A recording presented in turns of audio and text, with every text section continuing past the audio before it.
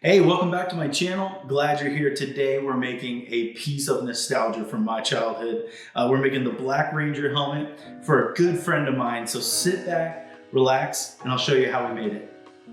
All right, so I got started by printing this at 0.12 layer height using Sunlu PLA Black on my Bambu Labs P1P. Then I got ready, put on some PPE and sanded this thing down, starting with 80 grit, and then I worked my way up to 180. Here's a close-up shot of that. I really love this detail sander from Milwaukee. I'm not sponsored by them, but man, this thing really makes light work of sanding, and it gets into a lot of the crevices of, detailed models. So really enjoy this thing. All right, let's speed it up.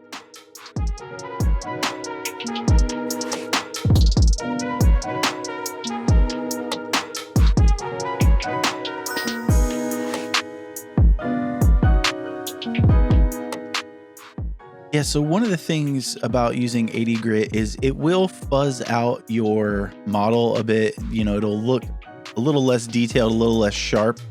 That's okay. We're going to bring that back when we use higher grit and get to wet sanding and things like that. Now I'm sanding the backside right here. And it's so important, again, just once you're finished sanding, to wipe everything down with grease and wax remover.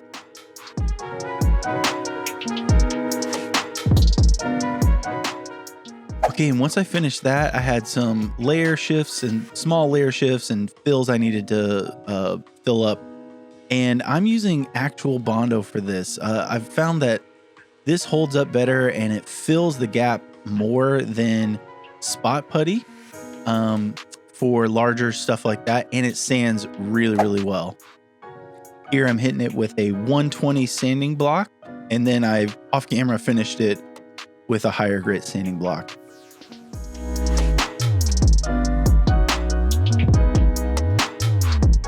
All right, and our next step right here is I'm mixing up some baby powder and UV resin, and I'm just very lightly, I'm talking like the thinnest coat I can possibly do, running this along the helmet, and then I hit it with a UV light, and I continue to do that, and I build up maybe like 2 or 3 layers, and it really works great. I love this. It's a little messy. It's important to wear PPE and have your mask and have your gloves on, and be mindful not to look at the UV light, but man, it really helps a lot with smoothing this out. And by all means, this is not the only way to do this. There are many other ways to smooth out your print.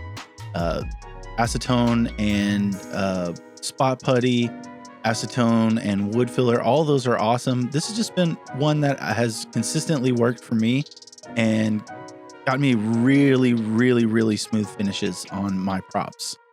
So this is what I enjoy doing. Finally got to wipe it down with some rubbing alcohol. It still leaves a little residue, and so we got to clean that off before we get to sanding it. Once I got all the residue and all that good stuff off, I hit it with 180 grit again with my detail sander, just to knock everything back down to smooth and the same height. And then after that, I wet sanded it and got it ready for paint. And next up, we're doing the classic filler primer. Using the Rust-Oleum stuff, mostly because it's what I have on hand. It's not my favorite, but it works. And here's a shot of how smooth it came out. Man, it really comes out looking really good.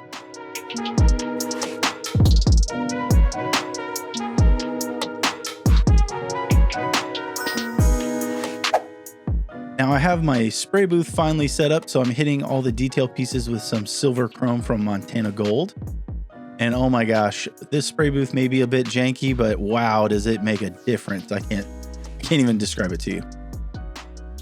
After that, I got some white ready in my airbrush, and I'm just hitting the rim of where the visor sits just to get that painted white. Then I'll come back and I'll back mask it and get it ready for black. And that's what we're doing right here, giving it a dust coat and using I believe this is a Rust-Oleum gloss black. gloss black is really, really runny if you're not careful. So just apply it in really thin coats. Finally here, you can see I am using a 1K clear from Duplicolor. And if you notice, I was reading the instructions. I have to do that every time I use a clear coat just to make sure I'm doing it right. Better safe than sorry. And now we're doing the visor. Okay, so this was a really challenging shape.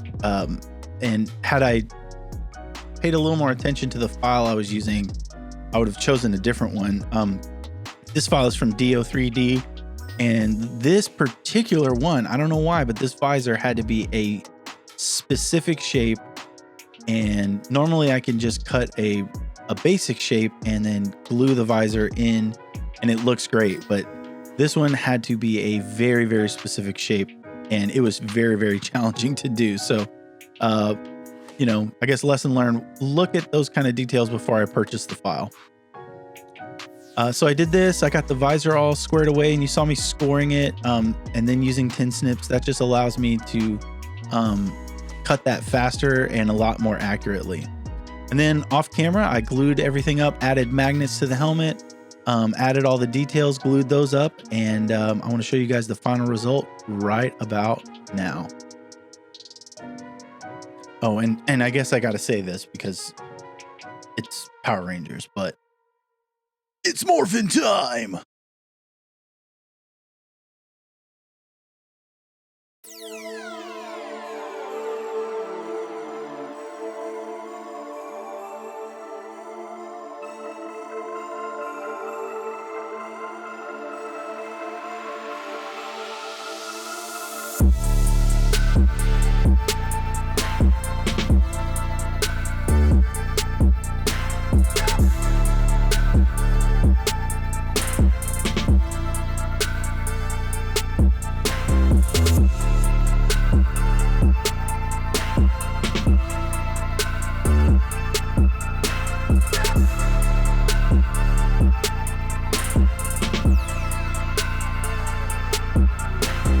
Hey, thanks for watching.